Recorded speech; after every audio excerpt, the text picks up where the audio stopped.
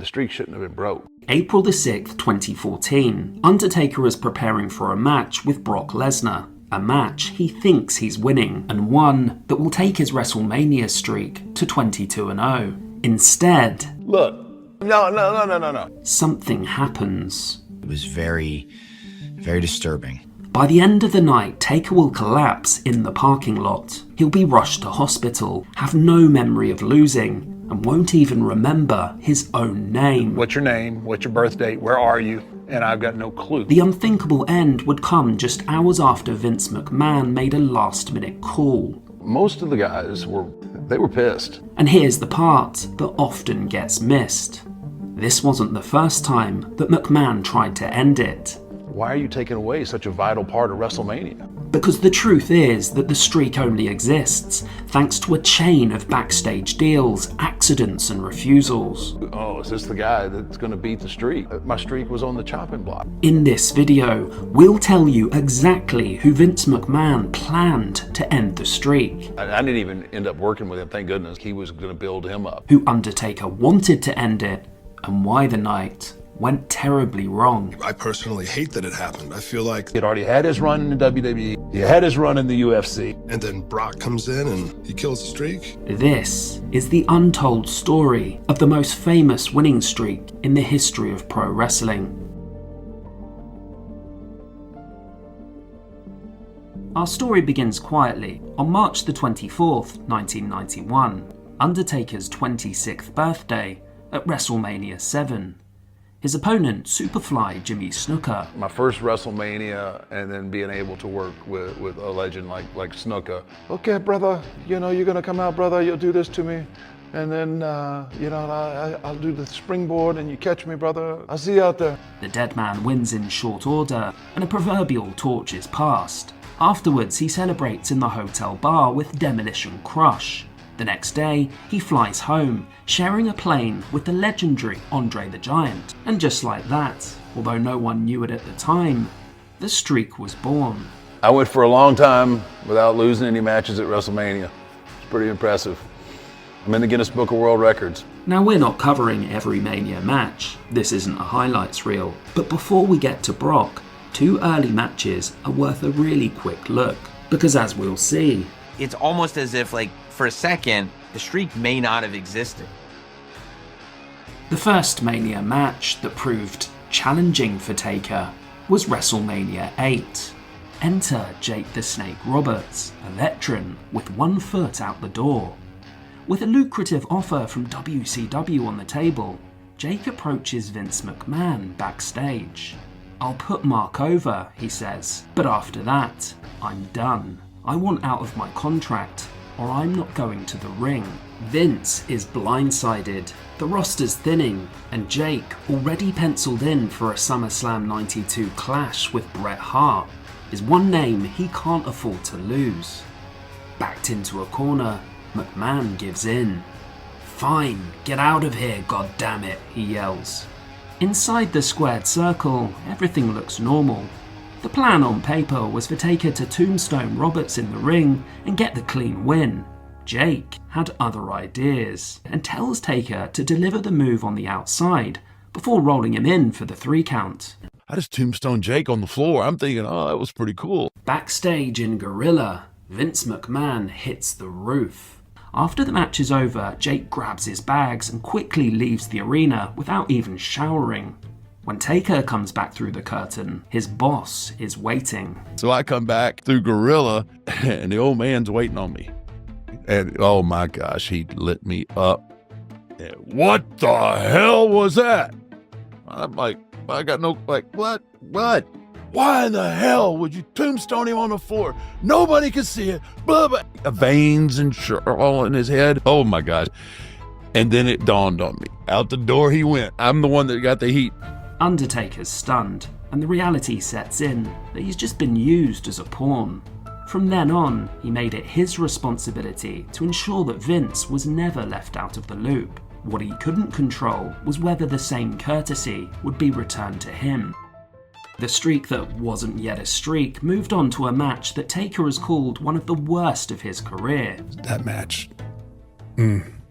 I should have been in the ring with Yoko. Instead, I'm riding out on a chariot with a big black vulture. That big black vulture was there to pick the bones of that sorry match. At WrestleMania 9, Taker squares off against the 8-foot-tall Argentinian big man, Giant Gonzalez. The bout is clumsy and leaves Taker adjusting on the hoof. It was awful, and he made me crack. In the end, Gonzalez is disqualified after forcing a soaked rag over Taker's face. Yeah, really. Taker himself would later describe some of his early WrestleMania matches as quote-unquote stinkers, hampered by limited chemistry and opponents who simply weren't ready for the spot. It is amazing that I survived the early years of my career. It really, the opponents that just grab me and throw me around. Despite racking up win after win, the dead man's record wasn't treated as significant until around the time of WrestleMania 18. Boom, boom, boom, I'm 10-0 at WrestleMania. I mean, I'm 10-0 at WrestleMania and no one's ever even thought about it. One of the clearest insider explanations comes from long-term WWE bigwig Bruce Pritchard. According to Pritchard, the streak was essentially an accident that only really clicked in a production meeting. WrestleMania 18 is an important checkpoint because it's the first time that the streak is openly acknowledged on screen. As we can see here, Taker raises 10 fingers in the air to signify his momentous win record. A gesture that, according to Taker, was completely unplanned, something that happened organically in the moment. And with that, the first domino fell. Shortly after the Flair match, the streak, I mean, it really became special. There were guys that would tell you, and there's still guys that would tell you, like, I don't care if I'm the main eventer. I want the streak. By WrestleMania 30, the Undertaker's streak wasn't just a record, it was an institution. And going into his match with Brock Lesnar, losing really wasn't on the cards. As Taker tells it, the working plan was simple. He would put over Brock in a big way, but ultimately defeat him and move to 22-0. At least, that was the plan that had been agreed by creative, before everything changed. Around early afternoon, roughly 1 PM on the day of the show, Vince McMahon made a late call. The decision was sudden and seismic, and it was one that caught the company off guard. The most protected streak in modern wrestling history wasn't ended with months of careful emotional preparation. It was ended because the boss changed his mind. Out of loyalty and trust, Taker questioned the decision. He told Vince face to face that he didn't believe ending the streak would be good for business. Vince disagreed, and when it was clear that he didn't have a choice, the dead man went silent. What followed was something that no one could have predicted. Lesnar gets the shock win, and at 21-1, the streak is over. The fan reaction is instant and furious. When the Undertaker's streak came to an end, I was watching it happen. And I ended up sitting with a buddy of mine. When the 3 count happened, we both looked at each other. And at the exact same time went, holy shit. I watched the streak being broken, and I was standing in a production truck with 2 beers in my hand, and I damn near dropped both those beers. I couldn't believe it. I was watching Brock Lesnar versus The Undertaker from the press box. When Brock Lesnar pinned The Undertaker, the entire room of a couple hundred people went dead silent. Taker doesn't register the noise. He doesn't process the result. In the ring, he's upright, but not fully there. By the time he gets backstage, it's clear that something is wrong. He's confused, disoriented, struggling to piece together what just happened. Undertaker has suffered a severe concussion. In what's been described as an unprecedented moment, Vince leaves the arena with him in an ambulance. Here's a guy who's larger than life, has been for as long as I've watched WWE. To watch him fall so quickly in one night was very, very disturbing. Seth Rollins called the ending disturbing, and for good reason, because this wasn't how the story was ever supposed to end. To understand how we got here, we need to rewind and look at the names that WWE seriously considered before Brock Lesnar. And then we'll hear who Undertaker himself wanted to end the streak. There was rumor my streak was on the chopping block. There's so much exposure on a weekly basis. You know, it's hard to not be just that flavor of the week. In 2008 at WrestleMania 24, Edge was penciled in to defeat the Dead Man clean, a finish that would have ended the streak at 15-1. At the time, he was pretty much the perfect candidate, a top heel, a proven champion, and one of the company's most reliable main event performers. The Rated R superstar said no. Years later, he explained that if the streak was ever going to end, it should be used to elevate someone new, not simply add to an already complete resume, and that using it on himself would have been short-sighted. The main event of WrestleMania 24, and I think his streak at that point was like 15-0. It was kind of thrown by me like, what do you think? But I just thought, no. I'm already a made man. I'm in the main event of WrestleMania. Whether you agree with him or not, it's a rare moment of a top star treating the streak as bigger than individual ambition. What mattered more was who Vince McMahon believed could carry the company. According to Bruce Pritchard, Vince McMahon seriously proposed ending the streak with Mark Henry at WrestleMania 22. Pritchard admitted he didn't believe that even a WrestleMania win over The Undertaker would be enough to catapult Henry to the next level. He also ran the idea past Taker himself, who was hesitant, but as Pritchard recalls, he was willing to go along with whatever Vince ultimately decided. In the end, without a clear follow-up plan, the idea was quietly dropped, and the streak continued. And if Henry wasn't the answer, the chairman of the board was determined to find one elsewhere. And that is when Vladimir Kozlov entered the picture. At 6'9" and over 300 pounds, Kozlov looks like a monster straight out of Central Casting. Debuting in 2008, he was fast-tracked to the top, defeating Undertaker clean, facing Edge and Triple H, and winning Breakout Star of the Year at the Slammy Awards. McMahon saw Kozlov as a future world champion, and for a time, the man to end the streak. By February 2009, and much to the relief of Undertaker, McMahon called on Kozlov. The idea was shelved, and the big Ukrainian was sent to ECW. I didn't even end up working with him, thank goodness. I didn't end up working with him at Mania, but he was going to build him up, and I think he wanted, you know, I don't think the streak until the last few years even become anything that Vince was even interested in. As we'll see, the chairman's hand-picked choices were very different from who Undertaker himself had in mind. But first, what did the WWE locker room think about the Brock decision? You know, I'm not one to toot my own horn, but most of the guys were, they were pissed. They like, man, the streak shouldn't have been broke. A lot of the boys that were part of making that streak something, you know, making it mean what it meant, they were like, damn, man, that's, you know, why are you taking away such a vital part of WrestleMania? The day after Mania, Bruce Pritchard texted McMahon, telling him he disagreed with the decision. Kurt Angle has said that Brock Lesnar didn't need the win, and that the streak was so special, no one should have ended it. Perhaps the most scathing indictment comes from Randy Orton. I personally hate that it happened. I feel like the WrestleMania brand almost was built around that streak. And then Brock comes in and he kills the streak.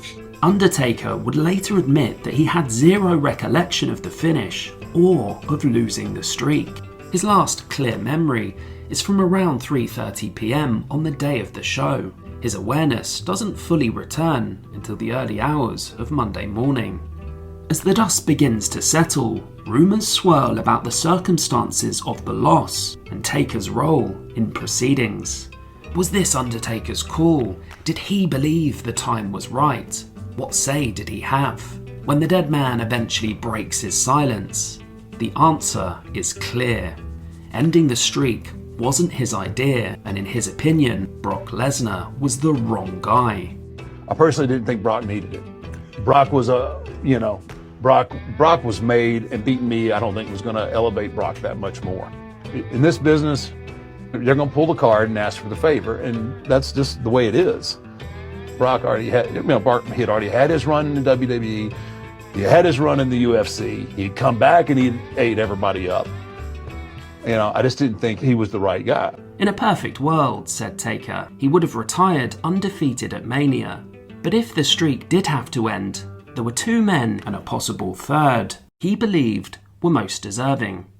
The first was Roman Reigns, who Taker described as the perfect candidate. Young, dependable, and relatively unestablished, it was clear from an early stage that the company were committed to building him as a star, and a win against Taker would have almost certainly solidified his main event status and achieved overnight what WWE failed to do for years: establish a connection with the fans. But there was one more superstar that The Undertaker has described as an even more logical choice than Roman, and that man was Bray Wyatt. I think of all the people that it would have helped the most, I think Bray would have been the guy. According to Undertaker, ending the streak would have done more for Bray than virtually anyone else. Not just elevating him, but opening the door to long-term storyline possibilities. I think that those characters would have somehow maybe merged together in some kind of higher power type deal. As fate would have it, the idea would never come to pass. Bray Wyatt would tragically pass away in 2023 at the age of 36. And perhaps it's with that perspective, shaped by time, loss, and everything that comes after, the Undertaker has put distance between himself and any controversy over how the streak ended. "I'm not bitter about it," he says. "It happened. I feel incredibly blessed to have my place in wrestling history. It was a great ride." According to Taker, the streak wasn't invincible. There was one Attitude Era opponent who could have stopped it before it even began: Stone Cold Steve Austin. The man who carried the company, and someone who Taker says would have deserved a win. Looking back, Undertaker has often said that the streak was never his alone, that its most defining chapters were shaped by his opponents. And in a moment, we'll cover Taker's favourite Mania matches, including one that was steeped in backstage scandal. But first, it's worth asking whether the streak even survives without the right people on the other side of the ring. It was such a huge attraction. Like, who is going to be, when it gets up there, 13-0, 14-0, it's like, is this the guy that's going to beat the streak? As time went on, a WrestleMania date with the dead man was peak prestige. When a top slot was available, many of the biggest names would rather work with The Undertaker than chase the championship. For the character to survive, it required something more than a conveyor belt of monster heels and generic stories. We needed to create an opponent for The Undertaker. Undertaker needed the right angle with the right opponent. And eventually, he found one. Kane. In 1998, the Phenom faced his on-screen brother at WrestleMania 14, the early chapter of what would become one of wrestling's most revered rivalries. Taker had personally pushed the company to sign the man behind the mask, Glenn Jacobs, after seeing his potential in Smoky Mountain Wrestling. And after years of being saddled with subpar gimmicks, Kane was the vehicle for Jacobs to realize his potential. He paid heavy dues. He persevered. It says a lot about him. I got a call that WWE had an idea for me. I realized at that moment that this was the opportunity of a lifetime. For Undertaker, it was a full circle moment. He would later acknowledge that without Kane, his own career, and by extension the streak, might not have lasted. It's probably the greatest story WWE's ever told.